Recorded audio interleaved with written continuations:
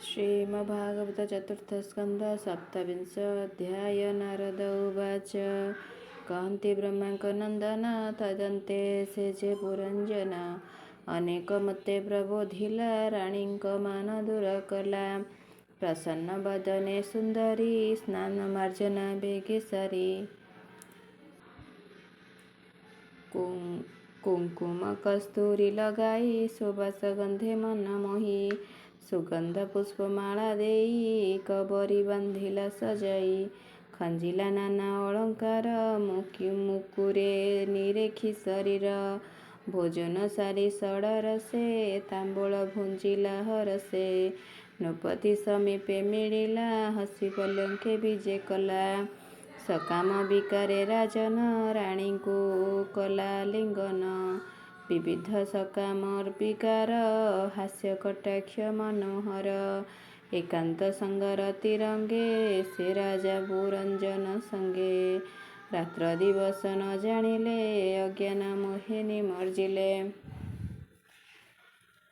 ସେ କାମ ଭୋଗରେ ନୃପତି ଫୁଟେଣ ଶ୍ରାନ୍ତ ହେଲା ଅତି ଉପାଧି କରି ପତ୍ନୀକର ସୁଖେ ଶୋଇଲେ ନୃପବର ପଲ୍ୟଙ୍କେ ବହୁ ନିଦ୍ରା ଗଲା ସେ କାଳ ଗତି ନ ଜାଣିଲା ଅଜ୍ଞାନେ ପତ୍ନୀ ବସେ ରତ ନ ଦେଲା ଜ୍ଞାନ ମାର୍ଗେ ଚିତ ନବୀନ ବୟସ ରାଜନ ନାସିଲା ଏ ନାରୀ ଭୋଗେଣ କ୍ଷଣକ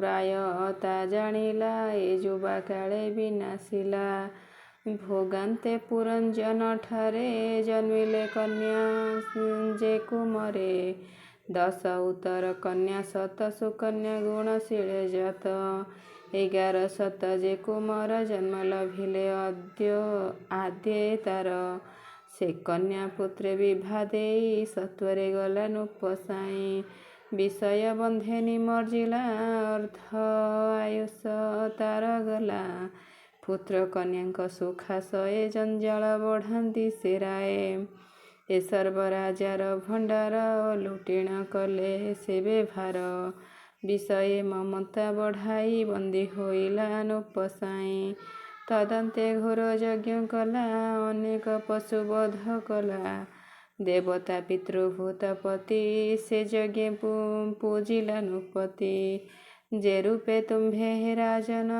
କରିଛ ଘୋର ଯଜ୍ଞ ମାନ ସେ ରୂପେ ପୁରଞ୍ଜନ ରାଏ ଅନେକ ପଶୁ କଲା କ୍ଷୟେ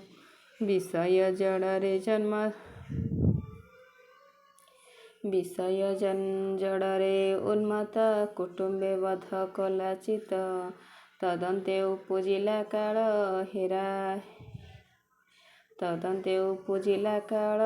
ଯେ ହରେ ବାୟୁ ପ୍ରାଣ ଆୟୁ ବଳ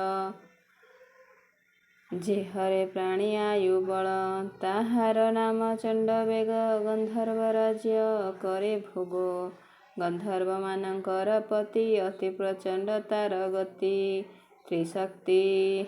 ତ୍ରିଶତି ସଟ ତା ପ୍ରମାଣ ଗନ୍ଧର୍ବ ଅତି ବଳବାନ ମିଥୁନ ଭାବେ କରି ସ୍ତୁତି ଏତେ ଗନ୍ଧର୍ବେ ତହିଁ ସ୍ଥିତି ଗନ୍ଧର୍ବେ ପ୍ରବଳ କେ କୃଷ୍ଣ ଅଟନ୍ତି ସୁକଳ ଏ ସର୍ବ ଚଣ୍ଡବେଗଙ୍କର ଅଟନ୍ତି ତାଙ୍କ ଅନୁଚର ସେ ଚଣ୍ଡବେଗ ଆଜ୍ଞା ପାଇ ବେଢ଼ିଲେ ରାଜପୁରେ ଯାଇ ସେ ପୁରଞ୍ଜନା ଦିବ୍ୟ ପୁରୀ ଗନ୍ଧର୍ବେ ବେଗେ ଲୁଟି କରି ସେ ନଗ୍ରେ ସେନାପତି ଏକ ରକ୍ଷଣେ ଥିଲା ଯେ ଅଧିକ ତାହାର ନାମ ପ୍ରଜାପର ସେ ବେଗେ ମିଳିଲା ଆଗର ତାହାକୁ ମାରି ଘଉଡ଼ିଲା ଅନେକ ଘୋର ଯୁଦ୍ଧ କଲା ସେ 7 ସମ୍ବତ୍ସର ନିତ୍ୟ ଯୁଝିଲା ଗନ୍ଧର୍ବ ସଙ୍ଗତେ ଗନ୍ଧର୍ବେ ଅତି ବଳବାନ ତାହାକୁ ମାରି କଲେ ଛନ ସେ ପୁରବାସୀ ଯେତେ ଥିଲେ ସେ ସର୍ବେ ଆକୁଳେ ଶୋଚିଲେ ଆନେ ଯେ ନ ପାରନ୍ତି ଯାଇ ଦୁଃଖେ ରୋଦନ୍ତି ସୁଖ ପାଇଁ ସେ ପୁରେ ନୃପ ପୁରଞ୍ଜନ ସଙ୍ଗତେ ଘେନି ପରିଜନ ପଞ୍ଚାଳ ଦେଶେ ନାନା ସୁଖ ଯେଣୁ ଭୁଞ୍ଜିଲା ଅବିବେକ ପତ୍ନୀ ବସେ ତା ଦିନ ଗଲା ଅଳପ ସୁଖେ ନିମଜ୍ଜିଲା ନ କଲା ସେ ଭୟେ ବିଚାର, ଏଣୁ ହୋଇଲା ଦୁଃଖ ଘୋର।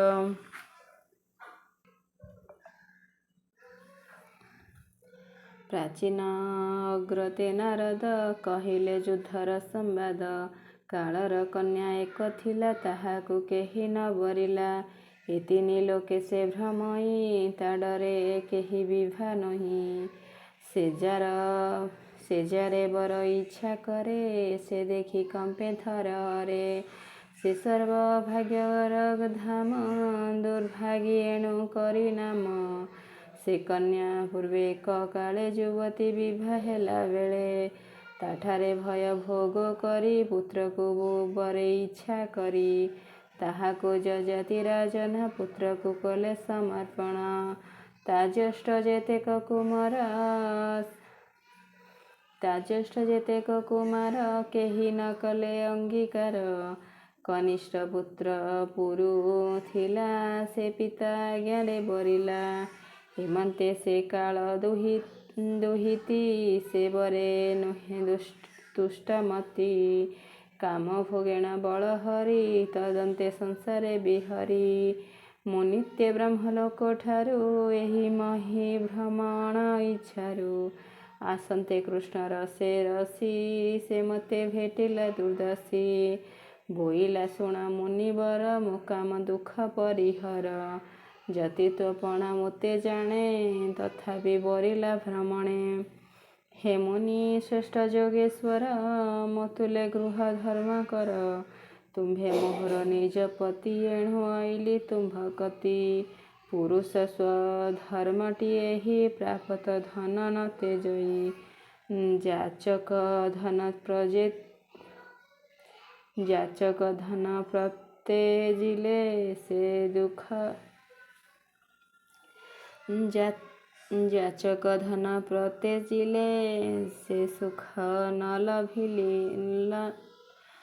ସୁଖ ନ ଲଭନ୍ତି ଫଲେ। ଏମନ୍ତ ବାକ୍ୟ ତାର ଶୁଣି, ଆମ୍ଭେ ପ୍ରକୋପେ ତାଙ୍କୁ ଭଣି। କହିଲୁ ତୁ ନିଶ୍ଚେ ଯୁବତୀ ପ୍ରମଦା, କୋଳେ ନୋହି ସତୀ। କୁଳ ଦୂଷଣ କର୍ମ ତୋର, ନ ମରି ଧରିଛୁ ଶରୀର। ପାତ୍ର ଅପାତ୍ର ତୁ ନ ଜାଣୁ, ଦୂଷଣ କଥା ମୁଖେ ଭଣୁ। ଶୁଣ ତୁ ପାମରି ଅଜ୍ଞାନୀ, ଆମ୍ଭେ ଯେ ଅଟୁ ମହାମୁନି। ଗୃହସ୍ଥ ଧର୍ମ ଆମ୍ଭ ନାହିଁ, ତୋର ବରଣେ ଇଚ୍ଛା କାହିଁ। ତୋହର ବରେ ଯେବେ ଇଚ୍ଛା, କହିବା ପୁରିବ ତୋ ବାଞ୍ଛା। ଯବନ ମାନଙ୍କ ଈଶ୍ୱର, ତୁ ଯାଇ ବେଗେ ତାକୁ ବର। ହେ ତୋର ଯେତେ କାମ ଇଚ୍ଛା, ସେ ତୋର ପୁରାଇବେ ବାଞ୍ଛା। ତା ଶୁଣିବି ମୁଖେ ତରୁଣୀ, ସେ ମୋତେ କୋପେ ଶାପ ଭଣି। ବୋଇଲା ଶୁଣ ମୁନିବର, ମୋ ପ୍ରୀତି ଆଶା କଲୁ ଦୂର। ତୁ ଏକଠାବେ ନ ରହିବୁ, ଜୀବନେ ଯେତେ କାଳ ଥିବୁ। ବ୍ରହ୍ମାଣ୍ଡ ମଧ୍ୟ ସ୍ଥାନ ଯେତେ, ଭ୍ରମଣ କରୁଥିବୁ ନିତ୍ୟେ। କାହିଁ ତୁ ନ ଲଭିବୁ ସୁଖ, ଇତ୍ୟାଦି ଭୋଗ ତୋ ବିମୁଖ। ଏ ଘୋର ଶାପ ମୋତେ ଦେଇ, ବରିଲା ଭୟେ ପତି ଯାଇ। ଭୋ ଦେବ ଯବନ ଈଶ୍ୱର, ତୁ ବୀର ବଳେ ବଳିୟାର। ଏଣୁ ବରିଲି ମୁହିଁ ତୋତେ, ମୋର ବିନୟ ଘେନ ଚିତେ। ତୁମ୍ଭକୁ ଯେବା ମାଗେ ଯାହା, ବିନାଶ ନୁହେଁ କାମ ତାହା। ଶୁଣ ଯବନ ଅଧିପତି, ଏବେନି ଲୋକ ଶିଶୁମତି। ଯେ ଲୋକ ଶାସ୍ତ୍ରରେ ଉଚିତ, ଦ୍ରବ୍ୟ ହୋଇଛି ଉପଗତ। ଯାଚକ ଜନେ ତା ନ ଦେଇ, ଅଥବା ଦେଲେ ନ ଘେନଇ। ଏବେନି ଶିଶୁ ସଙ୍ଗେ ସରି, ଏଣୁ ତାହାଙ୍କୁ ମୁଁ ନ ବରି। ତୁମ୍ଭେ ଦୟାଳୁ ସୁରବନ୍ତ, ଯବନ ମାନଙ୍କ ସାମନ୍ତ। ମୁଁ କାମେ ତୁମ୍ଭକୁ ଭଜିଲି, ଲଜ୍ଜା ସଙ୍କୋଚ ଉପେଖିଲି। ମୋ ସଙ୍ଗେ କର ବୈଭୋଗ, ହର ଦୁର୍ଜୟ କାମ ରୋଗ। ପୁରୁଷ ସ୍ୱଧର୍ମଟି ଏହି, ଜୀବଜନକୁ ଉଦ୍ଧାରଇ। ମୁଁ ଜନ୍ମ କାଳୁ କାମ ଦୁଃଖେ, ତୁ ମୋତେ ନ ତେଜିବି ମୁଖେ। ତାର କାପନ୍ୟ ବାକ୍ୟ ଶୁଣି, ଯବନେଶ୍ୱର ମନେ ଗୁଣି। ଦେବଙ୍କ ଗୁପ୍ତ ଯେ ମରଣ, ଏହା ସାଧିବି ନିଶ୍ଚେ ଜାଣ। ହେମନ୍ତ ମନେ ବିଚାରିଲା କନ୍ୟାକୁ ପ୍ରତିବାକ୍ୟ ଦେଲା। ଶୁଣ ହେ କାଳର ଦୁହିତା ତୋ ମନେ ବରି ଅଛୁ ଶୁଣ ହେ କାଳର ଦୁହିତି ତୋ ମନେ ବରି ଅଛୁ ପତି। ଏକାକୀ ବୋଲି ଭୟ ଯେବେ ମୋ ସେନା ସଙ୍ଗେ ନିଅ ତେବେ। ଏ ମନ୍ତେ ରାଜା ତୋ ବିନାଶ ଏମାନେ ହନ୍ତୁ ତୋର ଦାସ। ତୋହର ଭାଇ ଯେ ପ୍ରଜ୍ୱର ତୁ ଭଗ୍ନୀ ହେବୁ ଯେ ମୋହର। ଏକତ୍ୱେ ଭାଇ ଭଗ୍ନୀ ଥିବ ମୋ ସୈନ୍ୟଗଣ ସଙ୍ଗେ ନେବ। ଲୋକେ ତୋ ଗତି ନ ଜାଣିବେ ଚାରି ଦିଗରେ ଭ୍ରମୁଥିବେ। ଜୀବନ ଭୋଗ ଅନୁସାରେ ପଡ଼ିବେ ଲୋଭାଦି ବ୍ୟାଧିରେ। ହେମନ୍ତେ ଶିକ୍ଷା ତାକୁ ଦେଇ ଅଗ୍ରେ ପେଶିଲା ଭଗ୍ନୀ ଭାଇ। ଚତୁର୍ଥ ସ୍କନ୍ଦ ଭାଗବତ ନାରଦ ପ୍ରାଚୀନ ଉକତ। ଏ ପୁରଞ୍ଜନର ଆଖ୍ୟାନ ଭଣଇ ଜଗନ୍ନାଥ ହୀନ। ଇତି ଶ୍ରୀମଦ୍ଭାଗବତେ ମହାପୁରାଣେ ପାରମହଂସ୍ୟ ସଂହିତାୟାଂ ବୈୟାସିକ୍ୟାଂ ଚତୁର୍ଥ ସ୍କନ୍ଧେ ପୁରଞ୍ଜନାଖ୍ୟାନେ ନାମ ସପ୍ତବିଂଶ ଅଧ୍ୟାୟः।